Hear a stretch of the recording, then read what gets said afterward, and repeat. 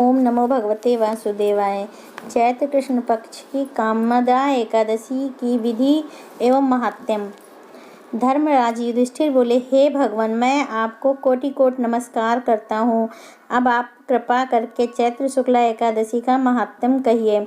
इस एकादशी का क्या नाम है और इसके करने से क्या फल मिलता है। श्री कृष्ण भगवान बोले, हे धर्मराज, एक समय यही प्रश्न राजा दिलीप ने गुरु वशिष्ठ से किया। तब गुरु वशिष्ठ ने कहा, राजन, चैत्र मास के शुक्ल पक्ष में कामद नाम की एकादशी आती है। इस एकादशी वह परम पुण्यमयी है। यह सभी पापों को जलाकर राख के समान नष्ट कर देती है। यह पुत्र पौत्र देने वाली है। इससे मनुष्य को योनि से छूट जाता है। अब मैं इसकी कथा कहता हूँ, ध्यानपूर्वक सुनिए। कामदा एकादशी की कथा। प्राचीन काल में रत्नपुर नामक एक सुंदर नगर था। वहाँ पर अनेक ऐश्वर्यों से युक्त पुंडरीक नाम का एक नाग राज करता था। रत्नपुर नगर में अनेक अप्सराएं, किन्नर तथा गंधर्व भी निवास करते थे। उसमें ललिता नामक अप्सरा और ललित नामक गंधर्व भी रहते थे। वे दोनों पति पत्नी के रूप में रहते थे। उन दोनों में अत्यंत प्रेम था। अलग अलग हो जाने पर दोनों व्याकुल हो जाते थे। एक समय पुंडरीक राजा सभा में गंधर्वों द्वारा गायन वादन का आनंद ले रहे थे। सभा में अन्य गंधर्वों के साथ ललित भी गान कर रहा था। गाते गाते उसको अपनी प्रिय ललिता का ध्यान आ गया। उसके ध्यान में स्वर भंग होने के कारण वह अशुद्ध गायन करने लगा। ललित के मन में संताप जानकर ककोर नामक नाग ने गायन में त्रुटि होने की शिकायत राजा से कर दी।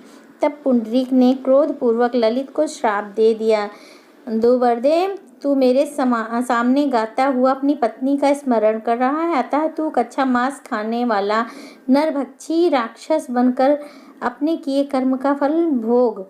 पुंडरीक के श्राप से ललित उसी क्षण विकराल राक्षस हो गया। वह अनेक दुख भोगने लगा। जब उसकी प्रियतमा ललिता को यह सब मालूम हुआ तो उसको अपने पति की विकराल आकृति देखकर मन ही मन अत्यंत दुख हुआ। वह अपने पति के उद्धार का मार्ग सोचने लगी। अब एक बार ललिता अपने पति के पीछे घूमती घूमती विंध्याचल पर्वत पर चली गई, जहाँ पर श्रृंगी ऋषि का आश्रम था। श्रृंगी ऋषि के आश्रम में गई। वहाँ जाकर विनती भाव से प्रार्थना करने लगी, हे मुनि, हे देव, मैं बहुत दुखी हूँ। आप मेरी विनती सुन लीजिए। आप मेरे ऊपर कृपा कीजिए। मैं प्रार्थना कर रही हूँ।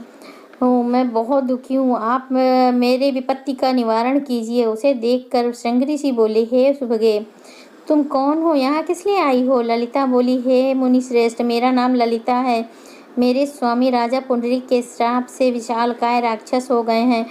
उनके उद्धार का कोई उपाय बताइए। श्रृंगी ऋषि बोले, हे गंधर्व कन्या, अब चैत्र शुक्ल एकादशी आने वाली है, जिसका नाम कामदा एकादशी है। उसका व्रत करने से मनुष्य को सभी प्रकार की सिद्धि प्राप्त होती है। यदि तू कामदा एकादशी का व्रत कर उसके पुण्य का फल अपने पति को अर्पित कर दे तो वह शीघ्र ही राक्षस योनि से मुक्त हो जाएगा। मुनि के ऐसे वचन सुनकर ललिता ने चैत्र शुक्ल एकादशी आने पर विधि पूर्वक उसका व्रत किया और द्वादशी को ब्राह्मणों के समीप अपने व्रत का फल अपने पति को देती हुई भगवान के समक्ष प्रार्थना करने लगी, हे प्रभु, मैंने जो यह व्रत किया है इसका फल मेरे पति देव को प्राप्त हो। उसके पुण्य से वह राक्षस योनि से मुक्त हो जाए। एकादशी का फल देते ही उसका पति राक्षस योनि से मुक्त होकर अपने पुराने स्वरूप को प्राप्त हुआ। फिर अनेक सुंदर वस्त्राभूषणों से युक्त होकर वे दोनों विमान में बैठकर स्वर्गलोक चले गए। वशिष्ठ मुनि कहने लगे, हे राजन, इस व्रत को विधि पूर्वक करने से समस्त पाप नष्ट हो जाते हैं तथा राक्षस जैसी योनि से भी छूट मिल जाती है। संसार में इसके बराबर कोई दूसरा व्रत नहीं है। इसकी कथा एवं महात्म्य पढ़ने या सुनने से वाजपेयी यज्ञ का फल प्राप्त होता है।